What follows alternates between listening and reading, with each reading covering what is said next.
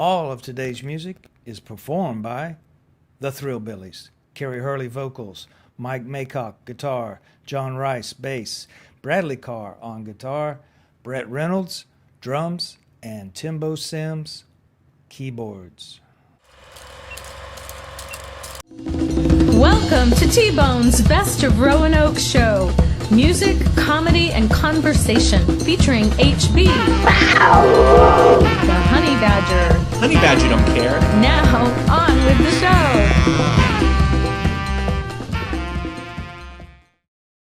show. Boom boom. He's just an old blues singer from Northside High School.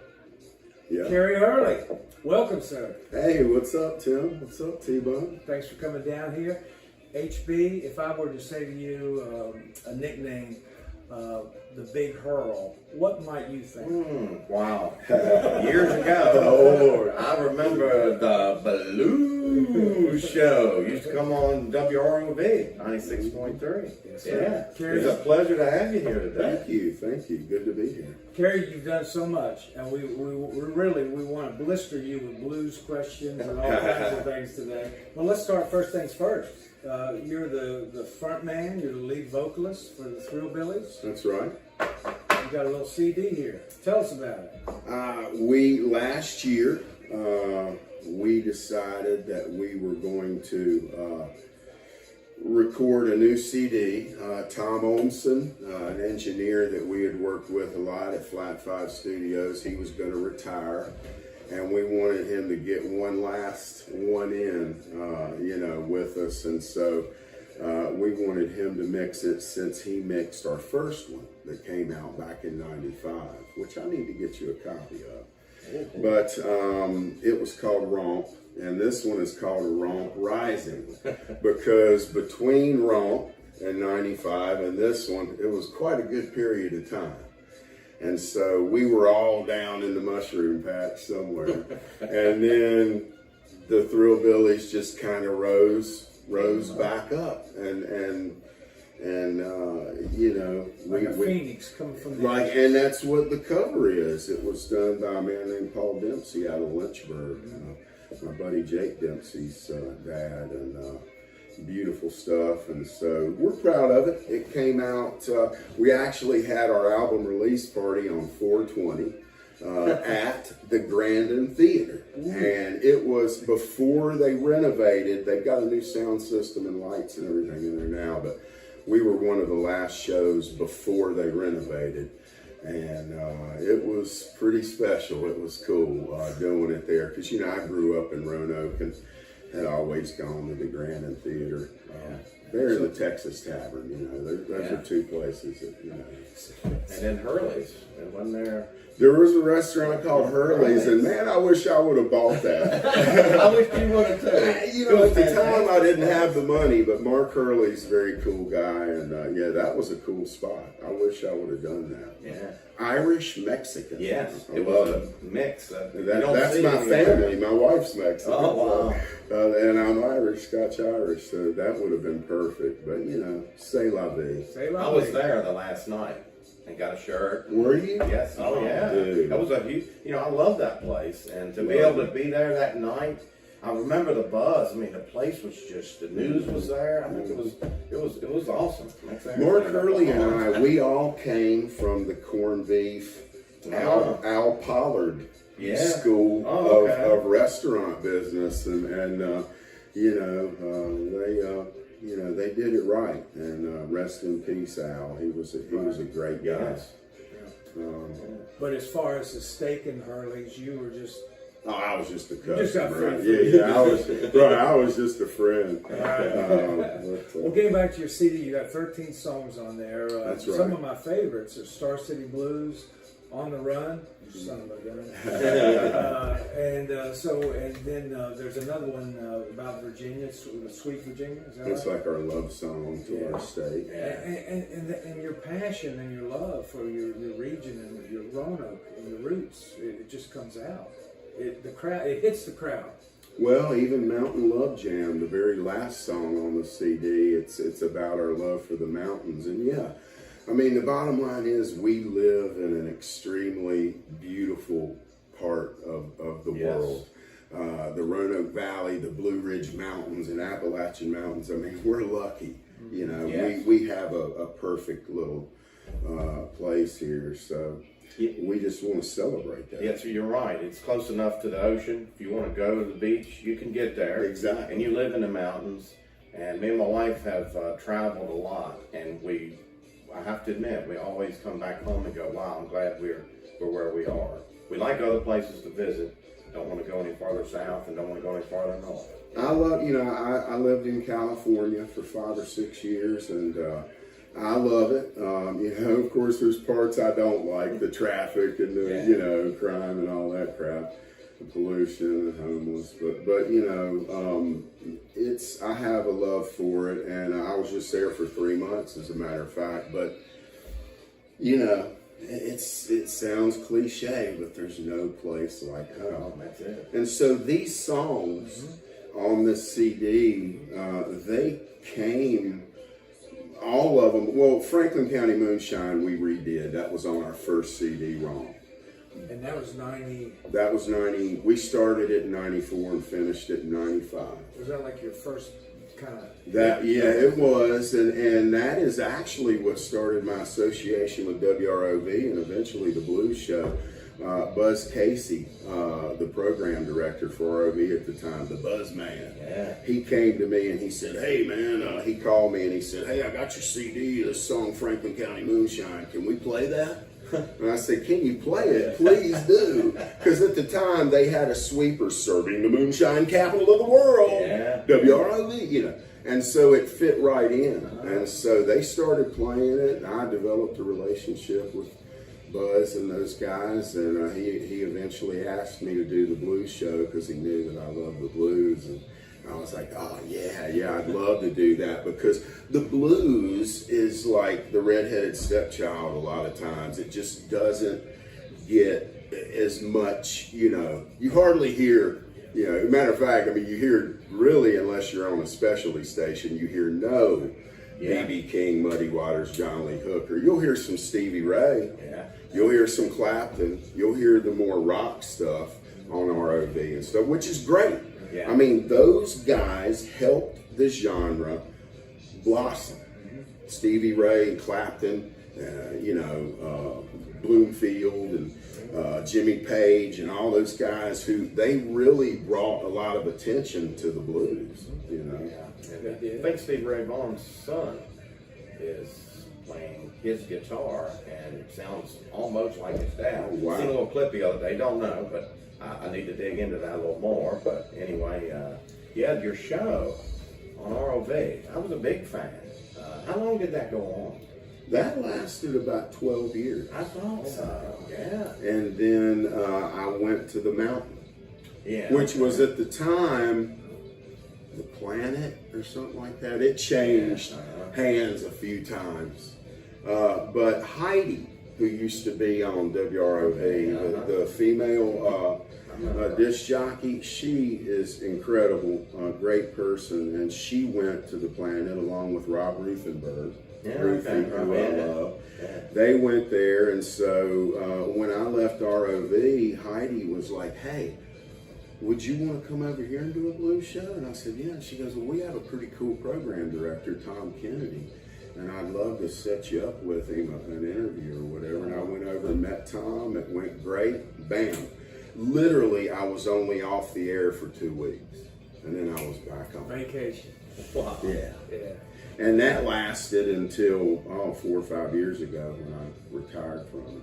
Well, you one of your bands that you mentioned, it's the Real Deal Blues, is Fat Daddy Band. Mm-hmm. Is that still in play sometimes? No, not really. God, I wish it was. Yeah. It was a lot of fun, you know, especially the years, you know, Hoppy Vaughn, who is a local soulful cat, you know, we spent 15, 16 years playing together in the Fat Daddy Band and touring all over the mid-Atlantic and just having adventures like you wouldn't believe. I saw him the other night at JoJo Stockton's big birthday party. and Hoppy and I talked, and oh God, we were just reliving some of those times, and it was fantastic. We had it's kind of like a Blues Brothers kind of thing going on, and it was a good vibe, man. Yeah. People loved it. And we did it at Blue 5, you know. My wife and I had, and some business partners had started that in 2007, and we were there till spring of 2010.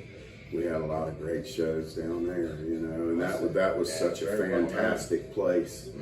And I'm glad they kept it going and kept having good shows there, added more taps. I mean, they did some really good things there at Blue 5, and I'm proud of them, and I'm glad they did. And I don't look back on any of it with regret. It was all, you know, really, really cool. The blues, Kerry, give us a couple bluesmen from maybe Chicago, New Orleans, West Coast that you would recommend to people to, if they haven't really gotten into the blues, who would you kind of say, hey, here's a starter set? Well, let's go with New Orleans first because it's so rich in blues history. Let's talk about Earl King. Earl King. Who was just an incredible guitar player and showman. And of course, you know, Dr. John and the Meters and all those guys, just funky, just, you know, great stuff. Professor Longhair and, you know, ton of great New Orleans. I mean, of course, Louis Armstrong. Who didn't love Louis? Satchmo. And then, you know, there was, of course, St. Louis blues. They had their own brand of blues. Memphis had its own blues, of course. Memphis is one of the meccas of blues music, and I've spent a lot of time there. I competed in the International Blues Challenge. It takes part in Memphis every year. I've done that several times and been a big part of that. And it's almost like blues camp for adults. You know, you're just around thousands of people that love blues music and are just really into it. So of course that's fun. That's like Disneyland. Does BB have a restaurant there? He does. Yeah. He's got a restaurant up on the corner. And Beale Street, maybe? Beale Street, on Beale Street. Beale Street is just an incredible hotbed of good music and all over Memphis, really. But it's, you know, so, and then the West Coast had its own brand of blues. You know, Fats and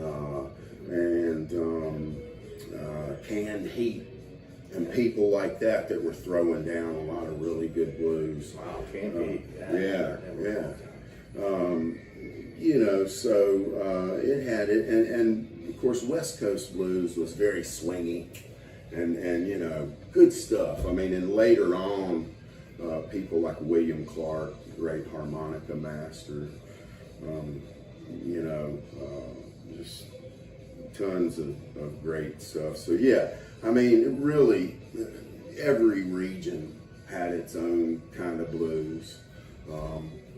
You know, of course, your band is definitely local here and all that.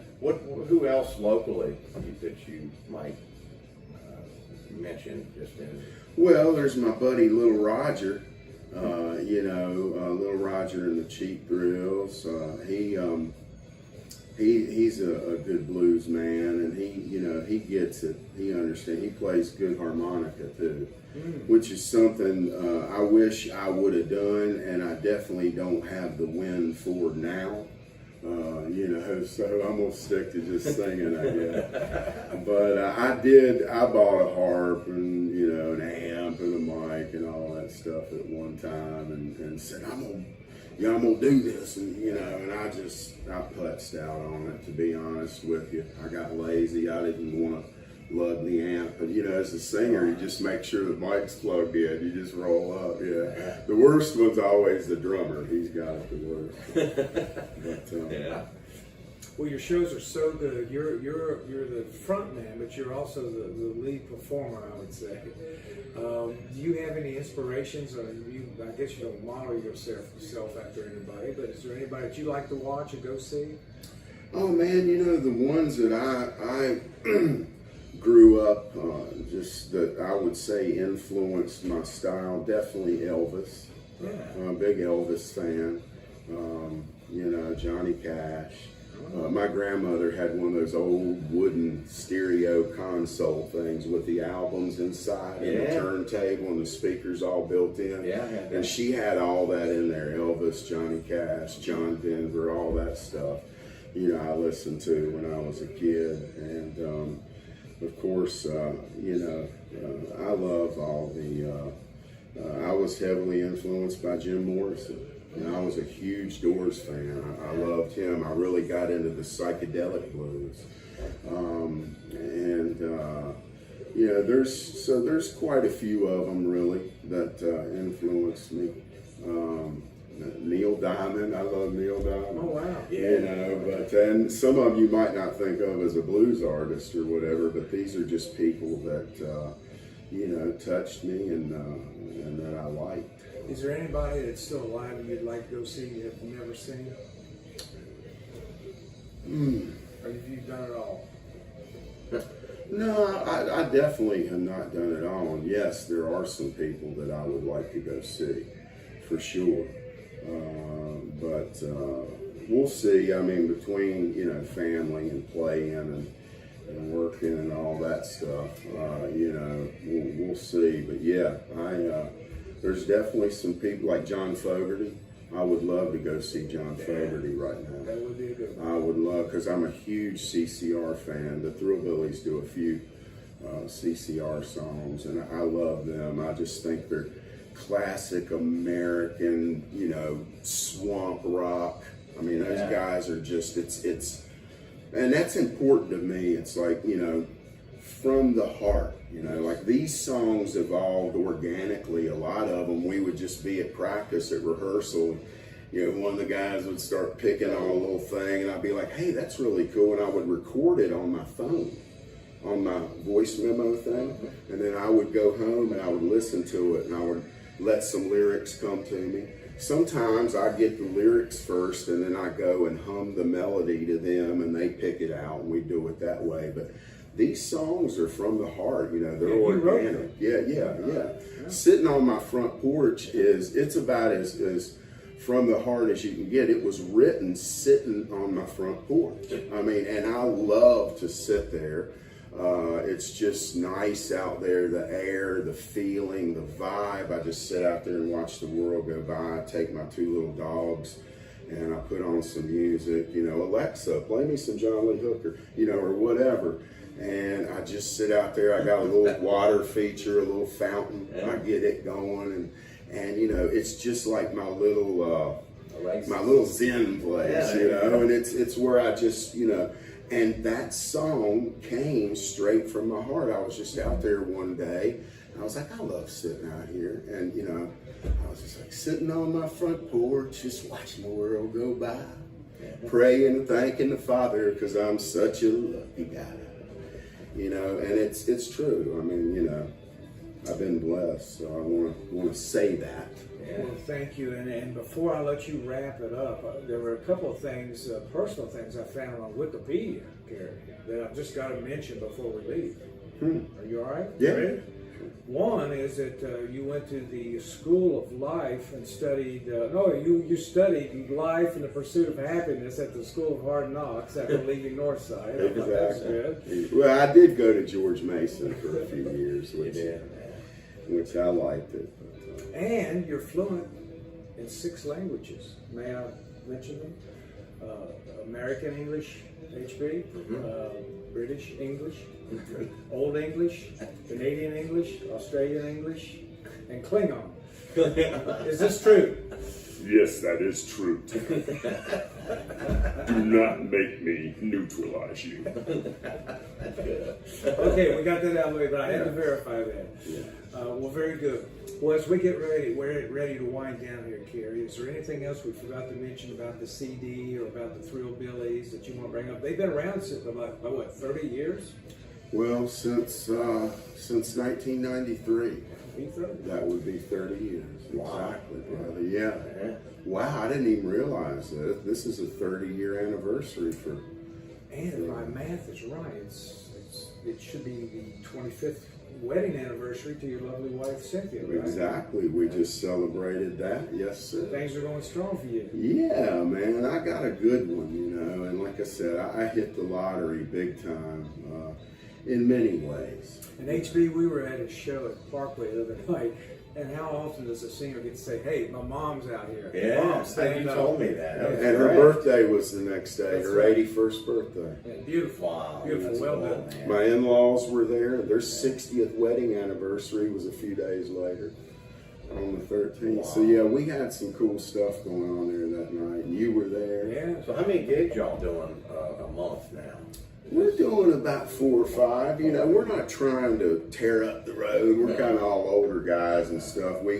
Now it's totally quality over quantity. Yeah. There you go. But you know, we'll be at Martin's here, you know, this coming weekend, and then I think it's August 18th. We'll be back at Parkway Brewing, back there at the spot. We love that place. It's got a good vibe, and It does. you know. So, and there's a lot of them that you know, we really enjoy around Roanoke. Like I said, we don't, you know, we're not killing it, but we would love for people to come out and support us and check it out. Oh, it's fun. It's fun. Yeah. I'll give you last thought here, HB, and then we'll Well, close out. I'll just say, Kerry, that your show that went on, you said 12 years, and then it went on the mountain, which I didn't pick. I got XM radio, and so some of the local stations I didn't listen to as much, but I really, it was a great time in my life during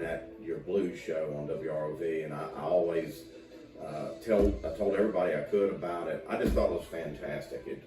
I heard blues music that it's a lot of times you hear a song the first time or one time. You don't really, it takes a few times before you really say, "Oh, I really like that." But you had so much on there that it just hit me, and I liked it at first. I was like, "What? Wow, I didn't even know this I appreciate existed," that. and it was fantastic. So I thank you for that. Well, you know, dude, it was about two things. It was about giving the blues its due, and it was about educating people on the blues. It never had anything to do with me, and most of the time that I did my show, I didn't get paid for it.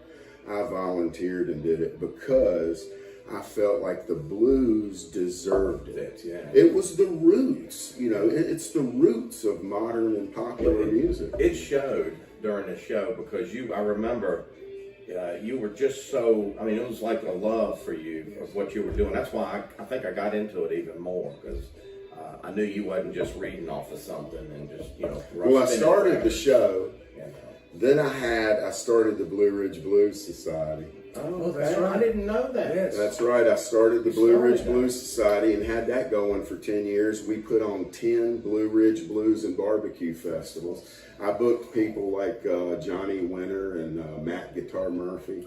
And then I had Blue 5, of course, the restaurant, the nightclub. And I've had the radio shows, both of them on both channels, and always performed and played. So, you know, the bottom line is, I mean, I've been entrenched You lived it. in the music and entertainment and hospitality, you know. And if I won the lottery, this big lottery that's going on Yeah, right we're now, not if going to I, give me a ticket. yeah, if I won that, believe me, I'd open me up another one, and I'd have a lot of fun with it, and I would book, you know, a lot of cool people, and You'd have plenty of money to do it with. I'd have that big nest egg. And a matter of fact, that's the only way I do it. That's saying that would be even. But hey, it's the funnest way to lose money you could ever Yeah, I bet. find. That and putting on music festivals. Oh my goodness. All right, boss man, last word from you,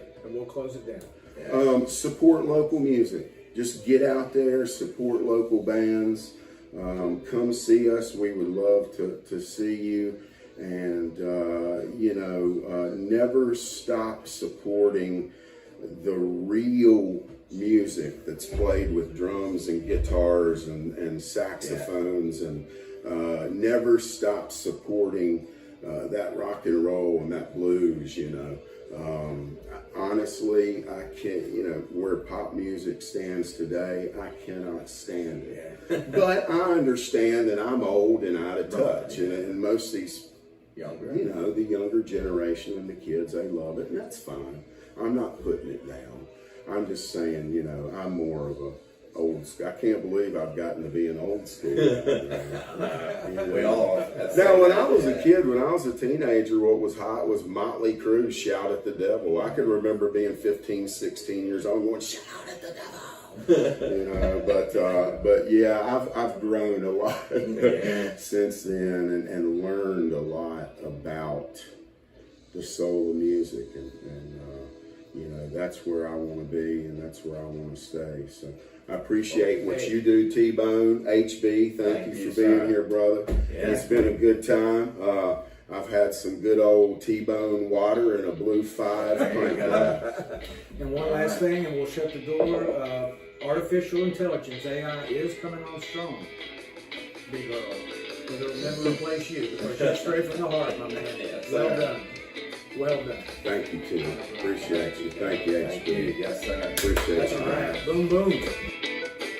From the coast of Virginia to the hills of Tennessee, they're always on my tail, 'cause they think I got a trunk full of LSD. We're down the Mississippi River, all the way to New Orleans, with all that jazz and blues. It sure is my kind of scene. I'm on the run, I'm on the run. It's kind of fun being on the run.